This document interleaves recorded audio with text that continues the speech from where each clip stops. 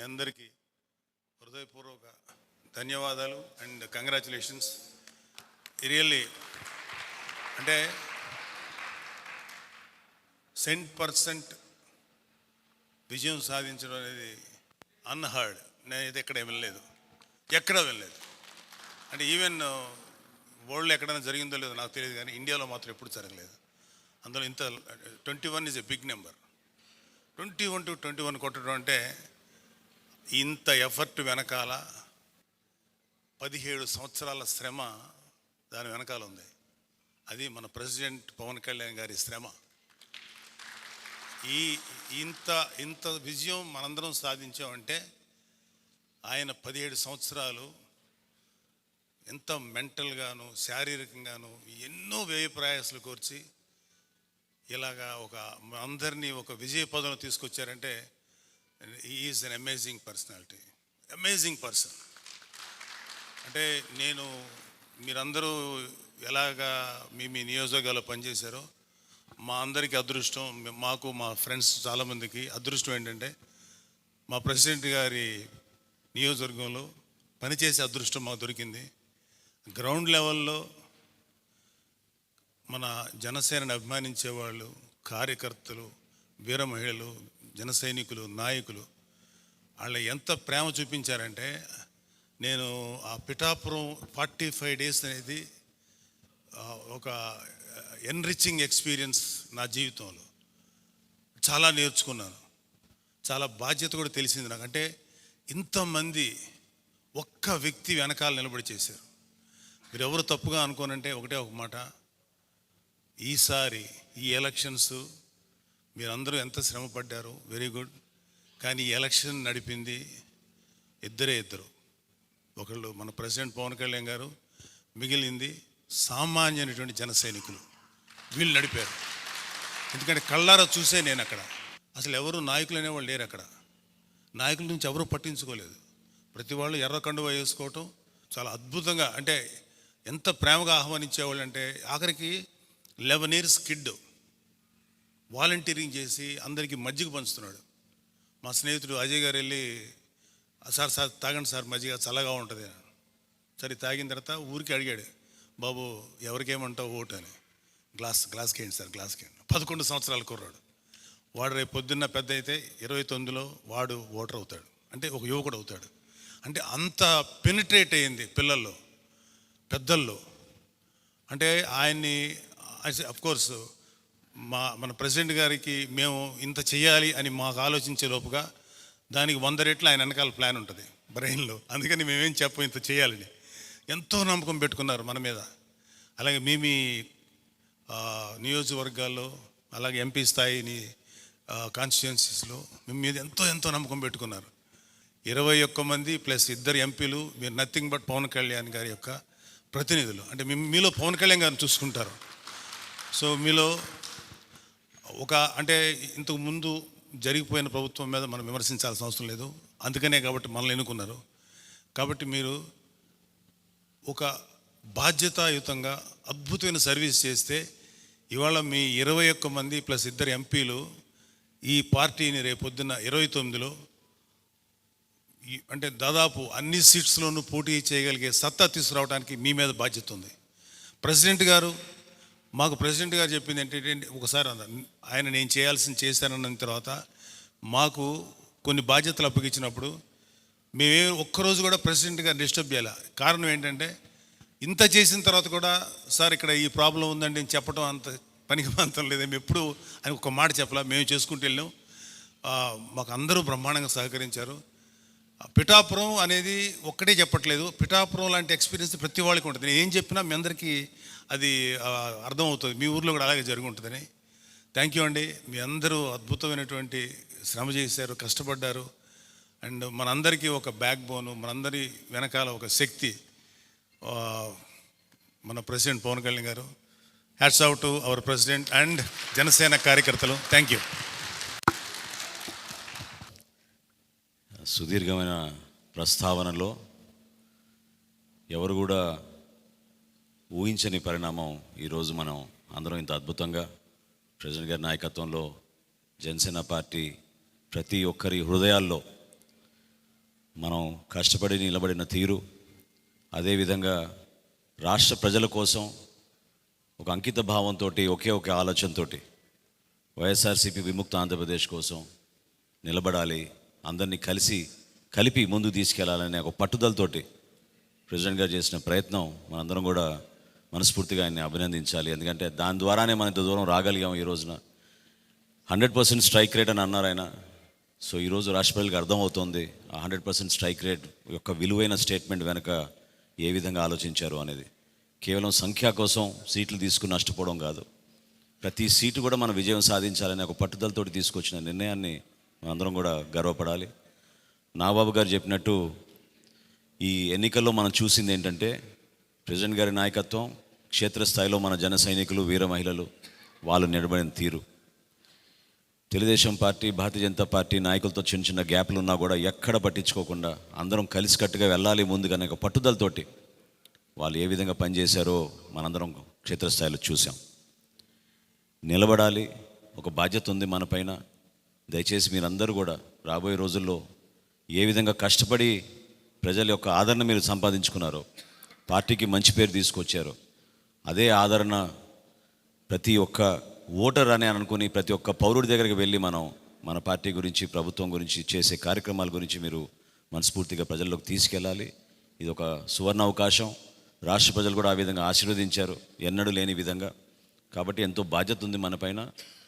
చక్కగా ప్రతి ఒక్కరికి సేవాభావంతో జనసేన పార్టీ ఏ విధంగా నిలబడేదో, అంశాలపైన ఏ విధంగా నిలబడేదో, ఆ రెండు బేస్ చేసుకుని మీరు ప్రజల్లోకి మనస్ఫూర్తిగా తీసుకెళ్ళి పవన్ కళ్యాణ్ గారి నాయకత్వాన్ని ప్రతి ఒక్కరిలో చేర్చే విధంగా మీరు కష్టపడాలని మనస్ఫూర్తిగా కోరుకుంటూ, ప్రెసిడెంట్ గారికి మరొక్కసారి మన అందరి తరఫున మనస్ఫూర్తిగా ఆయనకి ప్రత్యేకంగా ధన్యవాదాలు తెలుపుకుంటున్నాను. Thank you very much sir. ఒక చారిత్రాత్మకమైన విజయం సాధించిన, ప్రజలు ఇచ్చిన అద్భుతమైన తీర్పు, దాంట్లో మనం భాగస్వామ్యం అయ్యాం దాంట్లో. సో మీ అందరూ అద్భుతమైన మెజారిటీతోటి, బలమైన మెజారిటీలతోటి మనం 21 స్థానాలు పోటీ చేస్తే 21 స్థానాలు అద్భుతంగా గెలిచాం. 2 పార్లమెంట్ నియోజకవర్గాలు గెలిచాం. భారతదేశంలో ఎప్పుడు కూడా తీసుకున్న అన్ని సీట్లు, పోటీ చేసిన అన్ని సీట్లు గెలవటం అనేది చాలా చాలా రేరెస్ట్ ది రేర్. ఇప్పుడు దాకా జరిగిందో లేదో కూడా తెలియలేదు. బట్ కంటెంపరీ టైమ్స్ అన్ని చేసిన వాళ్ళందరూ కూడా ఏం చేస్తారు, రీసెర్చ్ చేసిన వాళ్ళందరూ చెప్తారు ఫస్ట్ టైం ఇన్ ఇండియా అని.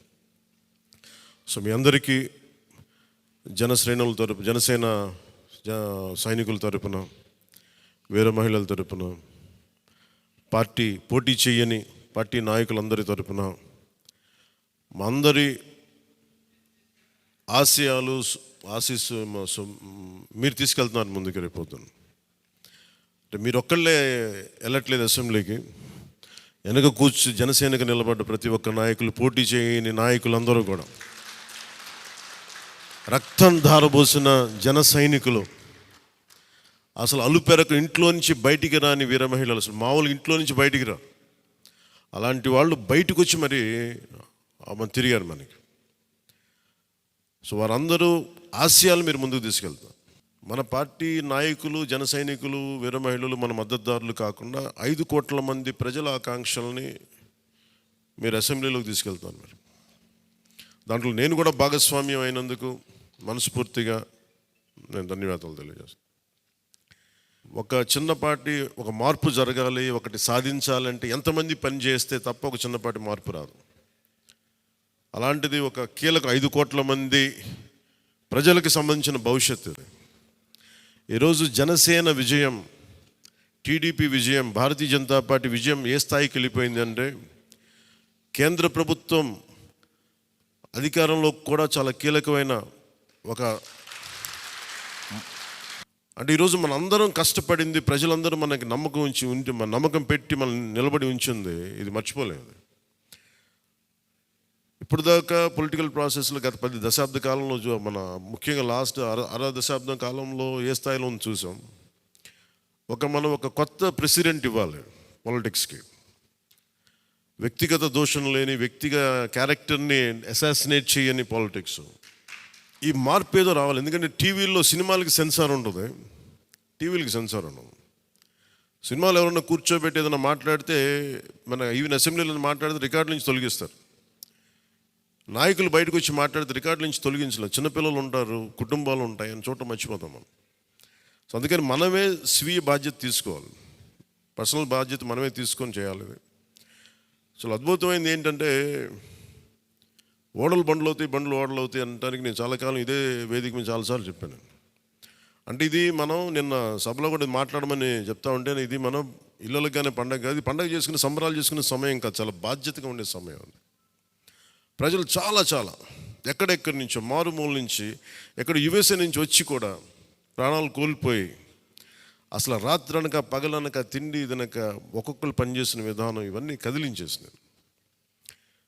సహజంగా విజయం రాగానే అందరికీ ఏముంటుందంటే ఒక అతిశయం వచ్చేస్తుంది. అలాంటి అతిశయం మన ఎవరికి నాకు లేదు, దయచేసి మీరు ఎవరు పెట్టుకోకుండా, నా రిక్వెస్ట్ ఇది ఒకనమాట. ఎందుకంటే మనందరికీ ఇది వచ్చేస్తుంది, అది నేను కాదనట్లేదు. కానీ దాన్ని అధిగమించి ఎదిగే కొద్దీ ఒదిగి ఉండాలి అనేది మనం నిలబడి చూపిద్దాం, పాటించి చూపిద్దాం. ఎందుకంటే నిజంగా జనం అలసిపోయారు. ఒక కొత్త తరహా రాజకీయం చూద్దాం, పాత విలువలతో కూడిన రాజకీయం చూద్దాం. అది మనం చేసి చూపించాలి, ఆ దారి వెంట నడిచి చూపించాలి. జనసేన ఆ రోజు నేను మాట్లాడితే, అంటే ఇది భగవంతుడు కరుణించాలి, ఇదేదో నేను పెట్టిన వ్యూహమో గొప్పతనమో నేను చెప్పట్లేదు. కానీ భగవంతుడి కరుణ, తల్లి కరుణ, ప్రజల ఆశీస్సులు, మద్దతు 2019లో ఒక్క సీటు కూడా ఉన్నది అటు ఇటు కాని పరిస్థితుల్లో ఈ రోజున జనసేన ప్రధాన ప్రతిపక్షంగా అసెంబ్లీలోకి అడుగు పెట్టబోతుంది. మీ అందరికీ దానికి సంబంధించి ప్రత్యేకించి శుభాకాంక్షలు. అధికారంలో భాగస్వామ్యం తీసుకుంటాం ఖచ్చితంగా. అది రెండింటి మధ్య ఎలాగనేది ఆ టెక్నికల్ ఆస్పెక్ట్స్ ఎలాగో చూడాలి. అది మీ అందరికీ నేను తెలియజేసుకుంటాను. అలాగే కేంద్రంలో కూడా మన ఆంధ్రప్రదేశ్కి కావాల్సింది చాలా కీలకమైన మనం పరిణామాలు చోటు చేసుకున్నాయి. కాబట్టి ఆంధ్రప్రదేశ్ ప్రతి ఎంపీ చాలా బాధ్యత ఉంది. మన జనసేన నుంచి గెలిచిన బాలశౌరి గారికి కానీ, తంగెళ్ళ ఉదయ్ శ్రీనివాస్ గారికి కానీ చాలా బాధ్యత ఉంది. ఇది మీ ప్రతి కదలిక, మీ ప్రతి మాట ప్రజలు చాలా సునిశ్చితంగా పరిశీలిస్తారు. ఢిల్లీలో మీరు చేసే ప్రతి కదలిక, ఢిల్లీలో మీరు మాట్లాడే ప్రతి మాట ఆంధ్రప్రదేశ్ నిర్మాణానికి ఉపయోగపడాలని కోరుకుంటున్నాను. అది దయచేసి ఎంపీలుగా అది దయచేసి మీ ఇద్దరు, అది ఎందుకంటే బాలశౌరి గారు అది మీ అందరి బాధ్యత. మీరిద్దరు గెలవలేదు, 5 కోట్ల మంది ప్రజలు మమ్మల్ని గెలిపించారు. అందుకని మన ఎమ్మెల్యే నేను కూడా అద్భుతమైన మెజారిటీ తోటి గెలిచినందుకు ముఖ్యంగా మనకి ఈ ఒక తీర్మానాన్ని ముందు ఒకటి ప్రవేశపెడుతున్నాం. మరి మీ అందరి ఇది చెప్పండి. పాపం వెన్నంటే ఉండి పిఠాపురంలో జనసేన గెలుపు కోసం, నా గెలుపు కోసం కృషి చేసిన వర్మ గారికి ప్రత్యేక కృతజ్ఞతలు. వారికి అందరూ వర్మ గారికి చాలా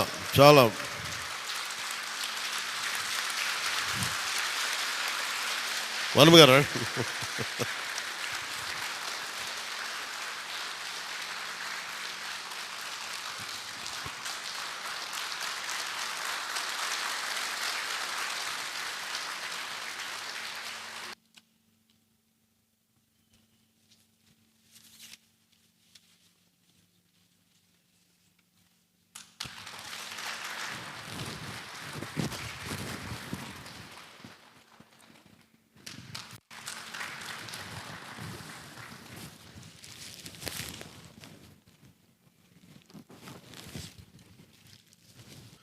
మన కోసం పనిచేసిన తెలుగుదేశం వర్మ గారిని ఇది గుర్తించడం అంటే, మన కోసం పనిచేసిన తెలుగుదేశం నాయకులందరికీ, భారతీయ జనతా పార్టీ నాయకులందరికీ కూడా నా పార్టీ తరపు నుంచి ప్రత్యేక కృతజ్ఞతలు.